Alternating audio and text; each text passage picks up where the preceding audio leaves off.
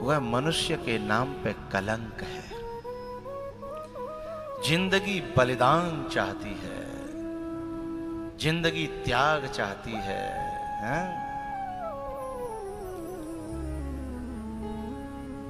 ये जान लेती है, समय लेती है, ये जिंदगी इम्तिहान लेती है, हैं? जिंदगी इम्तिहान लेती है, जिंदगी इम्तिहान लेती है। दोस्तों की जान, दोस्तों की जान, दोस्तों की जान लेती है। जिंदगी इम्तिहान लेती है।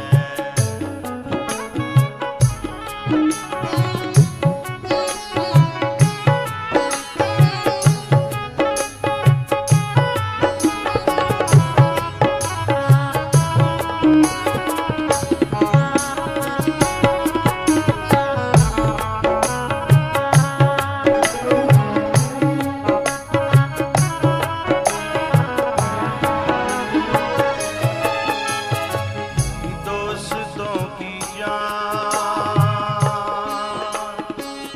दोस्तों की जान, दोस्तों की जान लेती है।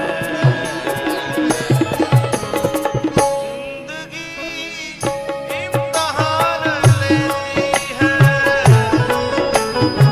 जिंदगी इम्तिहान लेती है।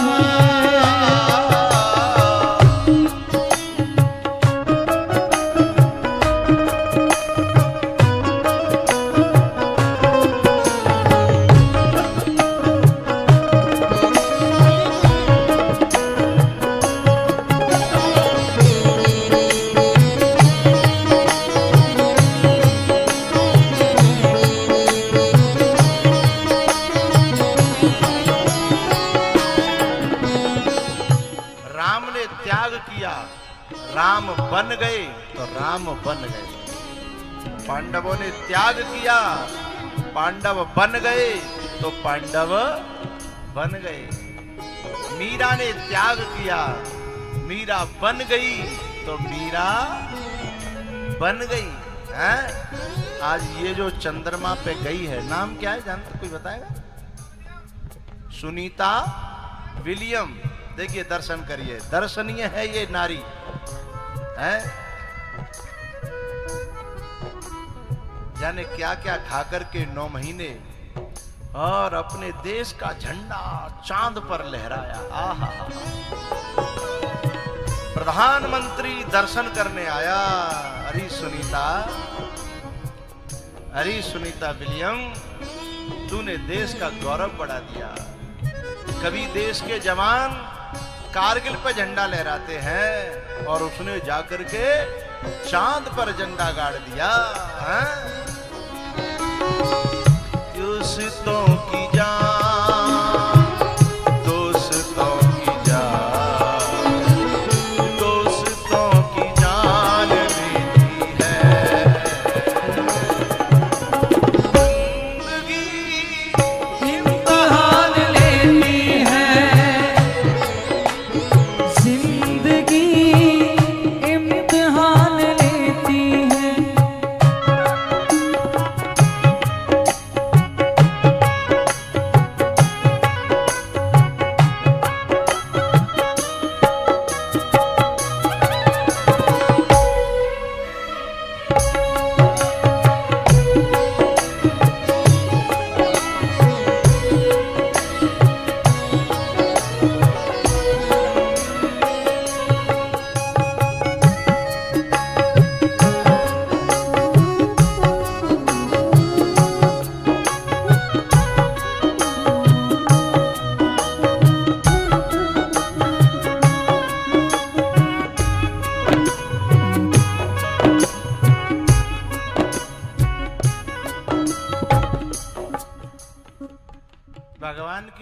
भक्ति कर रहे हैं वो भी भक्त हैं, और ऐसी सुनीता विलियम जैसे लोग भी सचमुच देश के और परमात्मा के भक्त ही तो हैं, जो जीवन को बलिदान कर दे वो भक्त ही तो है।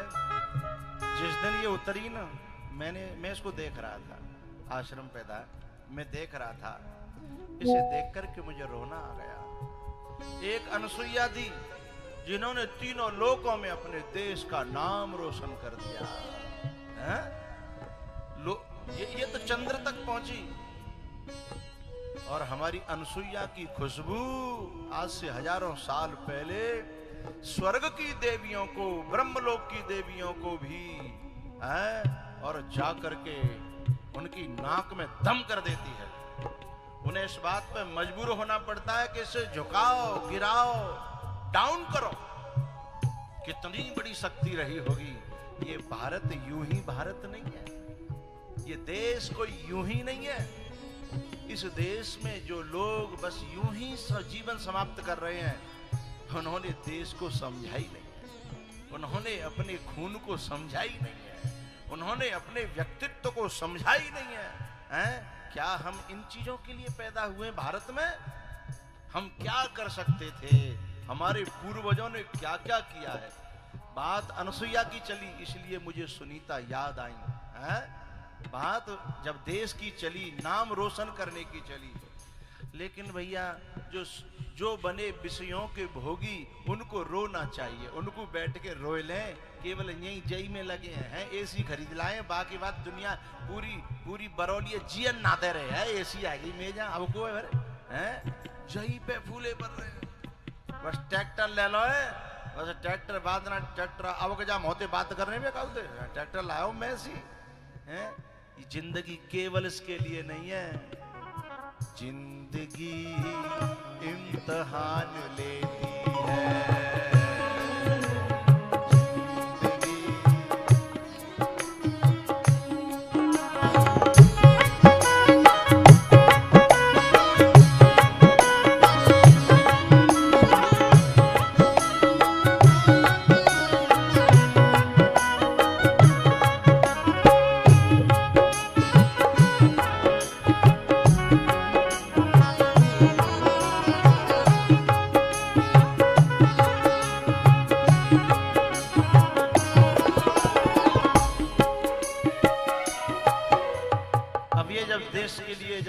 जीवन दिया, अब ये प्राण छोड़ेगी, उस दिन देश जो है झंडा झुकेगा, उस दिन देश रोएगा।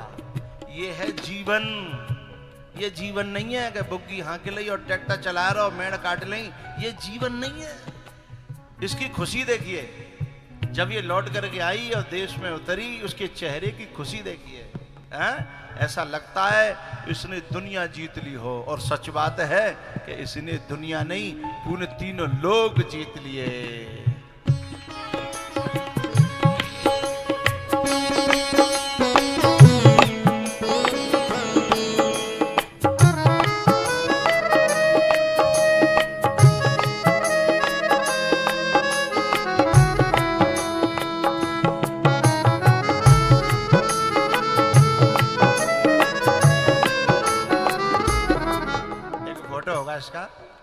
उस पर से उतरने के बाद चेकअप हुआ, उसके बाद में ये आरती करने गई है ठाकुर जी की। ठाकुर जी के सामने जाके रोई है कि ये सफलता मेरी नहीं है, ये सफलता तेरी है। वहां बचाने वाला कौन था? कोई शासन प्रशासन है? कौन था वहां? कौन दाना डाल रहा था वहां? कौन सांसें दे रहा था? वहां ऑक्सीजन है कि नहीं है? तो जब आई है उसके बाद ठाकुर जी का पूजन करने के लिए गई है और फिर उसके सामने रोई है, कि तेरा दिया हुआ जीवन, तेरी दी हुई जिंदगी, जिंदगी इम्तिहान लेती है, जिंदगी इम्तिहान लेती है। दोस्तों की जान, दोस्तों की जान, दोस्तों की जान लेती है। जिंदगी इम्तिहान लेती है, जिंदगी इम्तिहान लेती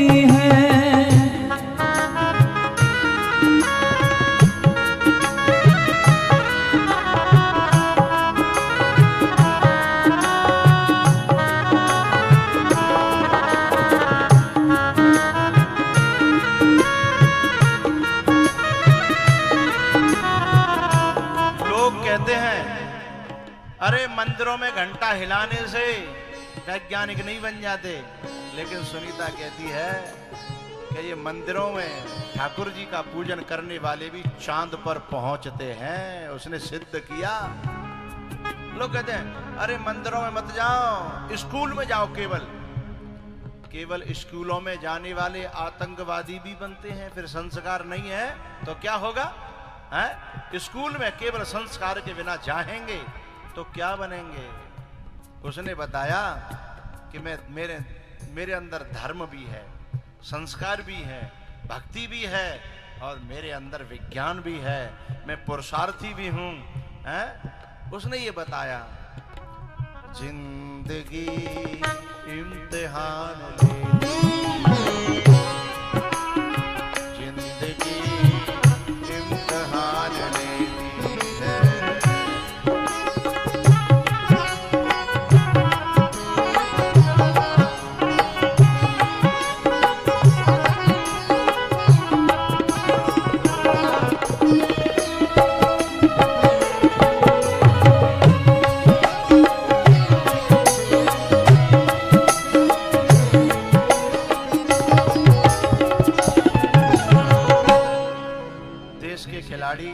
देश के वैज्ञानिक, देश के सिपाही, ये मुझे बहुत प्रिय लगते हैं। इनके लिए मेरा दिल हमेशा नमन करता है।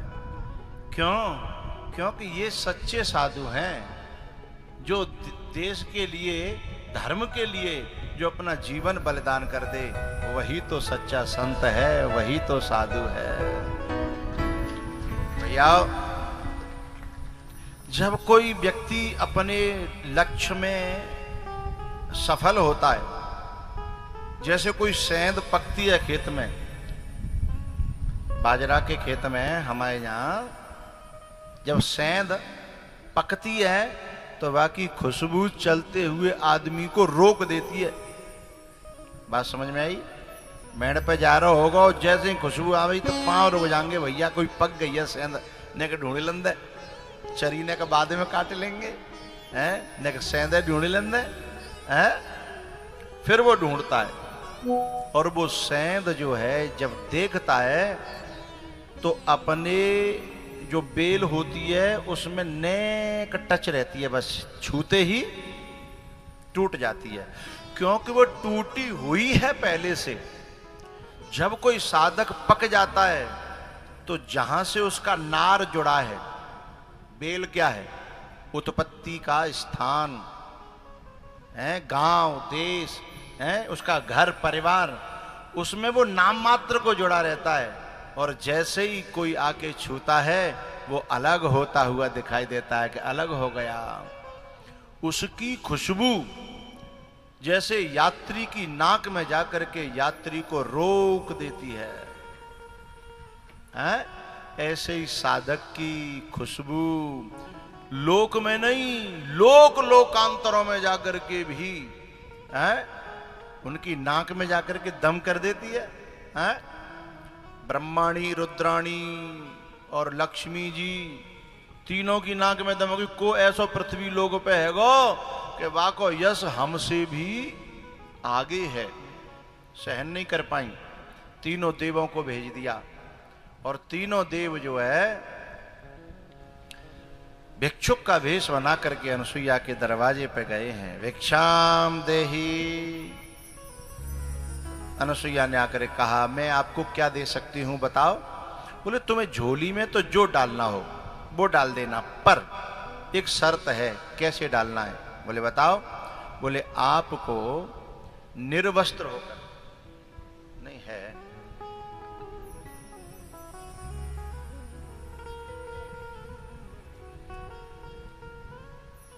आपको निर्वस्त्र होकर के डालना है, जो कुछ भी डालना है। क्यों भैया? ये निर्वस्त्र होकर के डालने से क्या होगा? क्योंकि नारी जो है जितना जितना अंग पर पुरुष को दिखा देती है उसी में उसका धर्म नष्ट हो जाता है। अब तो शहरन में नंगो नाच होने लगे हो, बिना पता ही ना के जाते धर्म नष्ट है रोए हैं।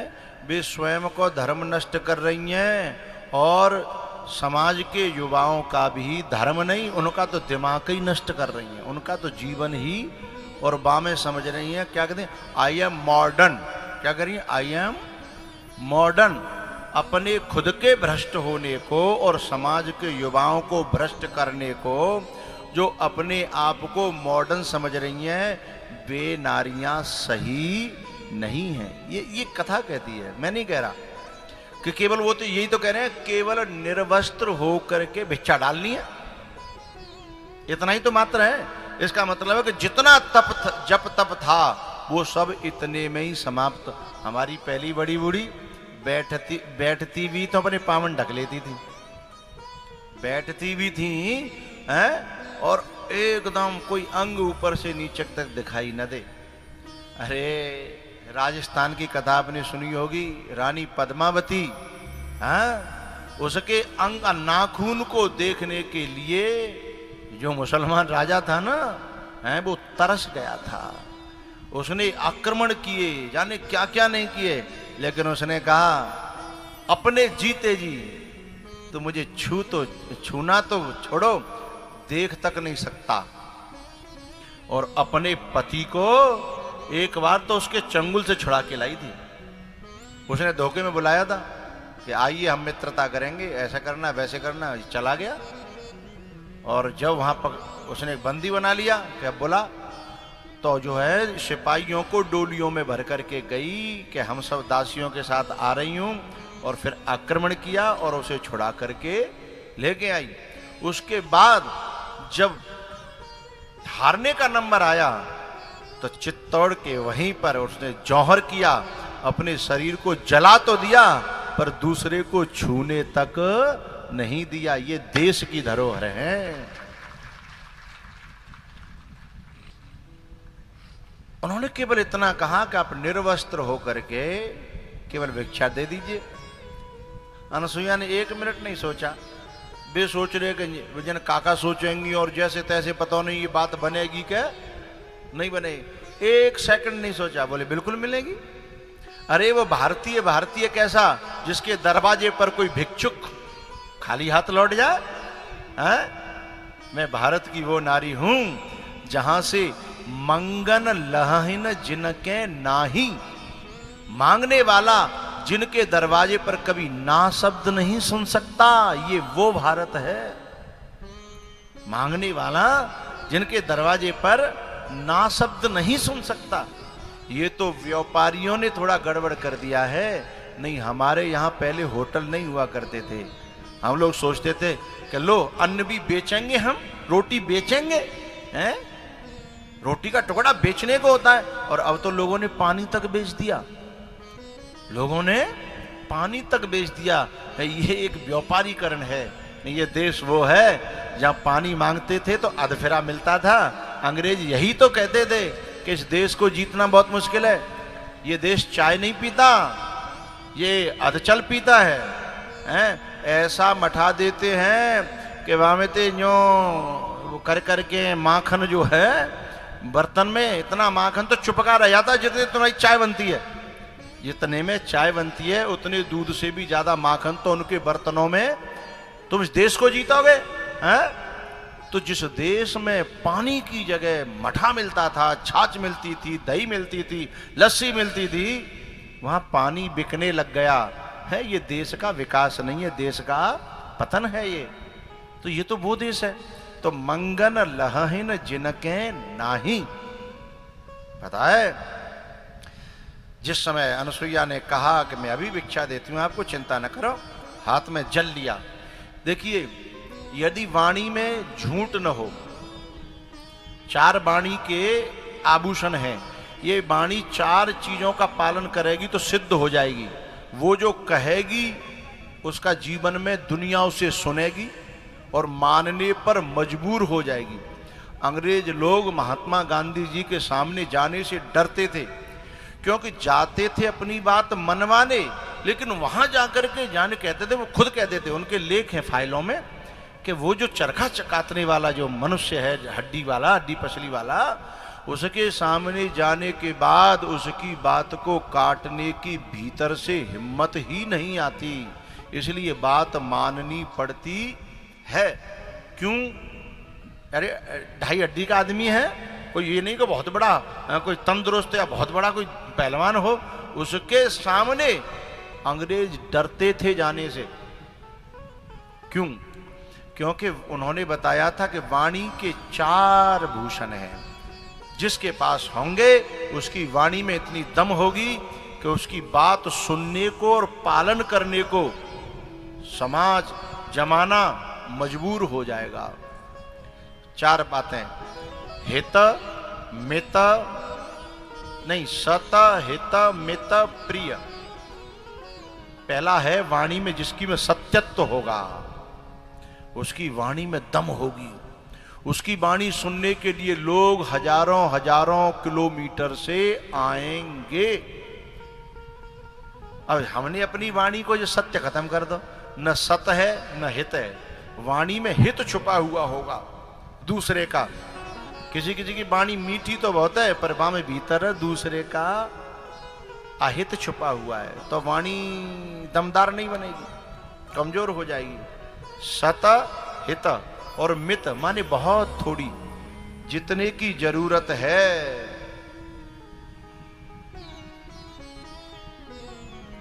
जितने की जरूरत है उतना ही नहीं, उतने से भी कम बोले तो वाणी में ताकत आवेगी। अब जो हमारे जो बड़े बूढ़े घर में जो दिनों रात चें चें चें चें करते रहता, तभी तो बालक परेशान है। जितने की जरूरत हो बहुत कम बोले। ये हमारे पास पर्चा आया है कि प्रतीक जी प्रमुख बलदेव और अजीत जी विधायक प्रतिनिधि बलदेव से बैठे हुए हैं। तो जैसे जल्दी हो तो अभी आय के ऊपर चले जाओ, नहीं कथा तो फिर अभी देर तक चलेगी, जल्दी तो ना है? हाँ तो ठीक है, 45 मिनट के करीब है। और कोई बात हो तो कह दियो हमसे, हैं यूँ करे कह दियो, सो हम कह देंगे, ठीक है। हाँ ना जी, जो देखो जिन पे समय को है वो न कम कम रहे, तो हम तो मतलब बैठे ठाले हैं, जिन पे तो दुनिया भर के काम है, जाए उल्लू बनानो बाय पागल बनानो हो, हैं जनता यूँ ही वोट तो ही दे देते हैं। अरे बड़े पापड़ बेलनी पत्ता है, हैं? हम गलत तो ना कह रहे? हाँ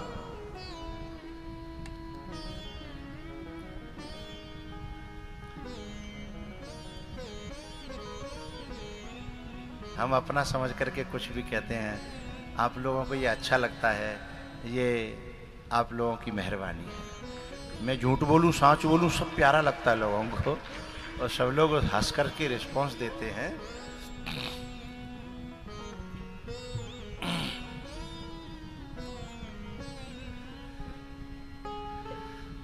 भैया अनसुईया ने जल लेकर के हाथों में और कहा कि यदि मैंने अपने जीवन में कभी भी किसी पराये पुरुष को यदि वासना की दृष्टि से न देखा हो, तो ये तीनों के तीनों अबोध बच्चे बन जाएं, और जैसे ही जल डाला और वे तीनों के तीनों नंग धड़ंगे। वाह वाह वाह वाह।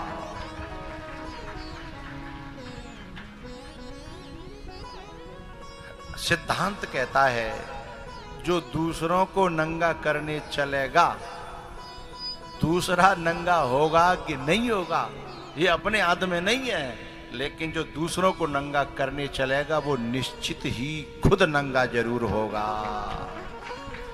पीछे वाए तो ऐसे बैठे हैं माटी के से धोंदा न, तो ताली बजा में अच्छी बात है।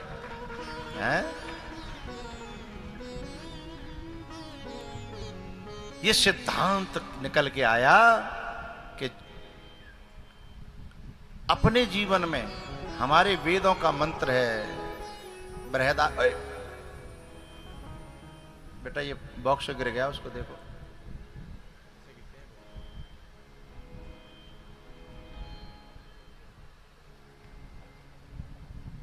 किसी को कोई परेशानी तो नहीं हुई? यदि हुई हो तो तुरंत उन्हें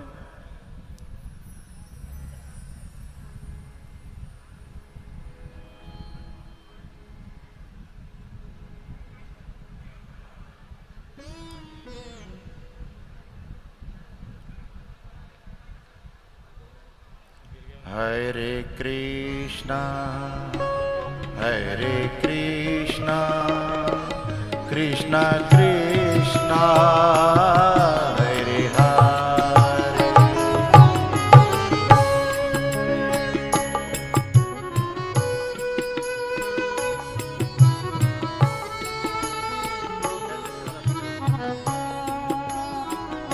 उसी हिसाब से बॉक्स रखा करो, किसी को परेशानी हो गई, यदि चोट वोट हो तो कोई दवाई वगैरह दे दो।